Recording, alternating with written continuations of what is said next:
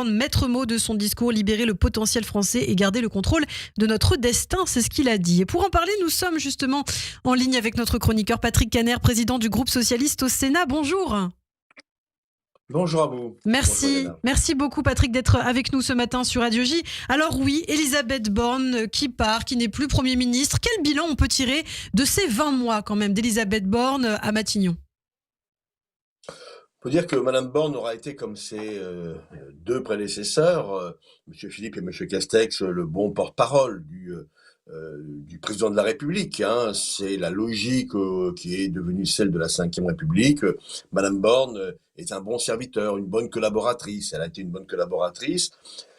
On l'a dit, venir des rangs de la gauche, en fait, elle a pratiqué une politique qui a été bien marquée à droite, une droite libérale, même parfois une droite dure, quand on augmente la durée du temps de travail avec la réforme des retraites de 2 ans, quand on réforme l'assurance chômage de manière extrêmement brutale, ou quand on passe la loi immigration dans les conditions que l'on sait et avant les décisions du Conseil constitutionnel. On avait avec Madame Borne, disons-le, quelqu'un qui a été cette collaboratrice avec l'utilisation forcenée du 49.3, c'est-à-dire le bâillonnement du Parlement. Je vous rappelle, 23 49.3 ont été utilisés. C'est une première dans la Ve République. Donc, pour moi, un bilan plus que mitigé, pour ne pas dire négatif. Alors, Patrick Caner, Gabriel Attal à la tête de Matignon, qu'est-ce que vous pensez de ce remaniement ?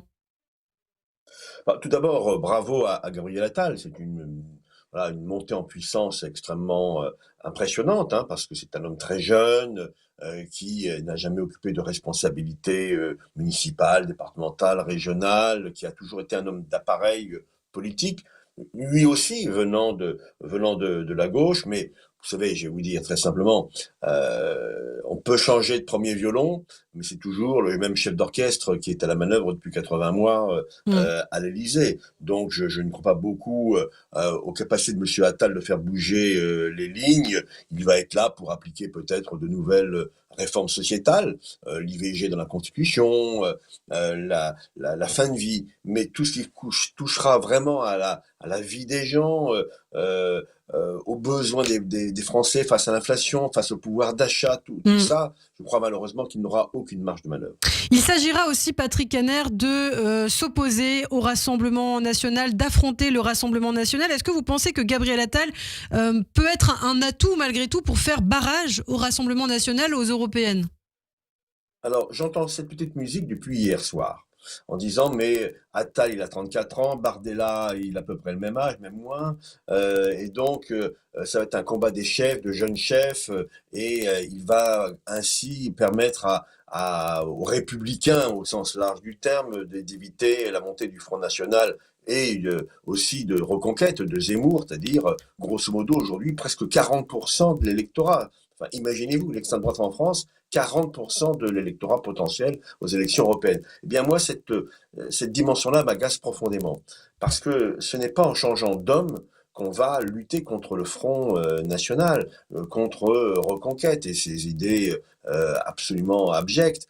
Non, c'est en changeant de politique, en répondant, comme tout à l'heure je vous l'ai dit, aux besoins des Français, en leur donnant une perspective, de l'espoir. Donc, on est là dans une supercherie, une duperie vis-à-vis des Français, que de penser qu'en changeant de Premier ministre, comme par miracle, il va y avoir une donne nouvelle. Je me permets de rappeler que depuis que M. Macron est au pouvoir, jamais les populismes n'ont été aussi puissants, présents dans l'esprit des Français. La lepénisation des esprits a gagné malheureusement la France, et M. Macron en porte une grande responsabilité. Est-ce que M. Attal pourra changer la donne ? J'ai envie de dire, je l'espère, pour la France, pour les Français, mais permettez-moi quand même d'être extrêmement sceptique sur le sujet.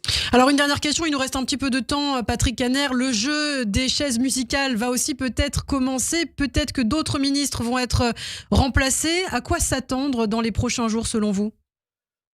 Vous savez, moi j'ai connu cette période, j'étais ministre pendant 3 ans auprès de François Hollande, et j'ai connu cette période de remaniement. Et c'est toujours très très dur pour les ministres, parce que ils sont des pièces sur un jeu d'échecs, et elles peuvent être basculées très très facilement. Donc la vraie question qui sera posée, c'est: est-ce que les ministres qui ont osé dire non, ou en tout cas marquer leur très grande réserve sur la fameuse loi immigration, actuellement en débat au Conseil constitutionnel, est-ce que ces ministres seront sacrifiés sur l'autel d'une droitisation du gouvernement? C'est ça qui sera intéressant à suivre.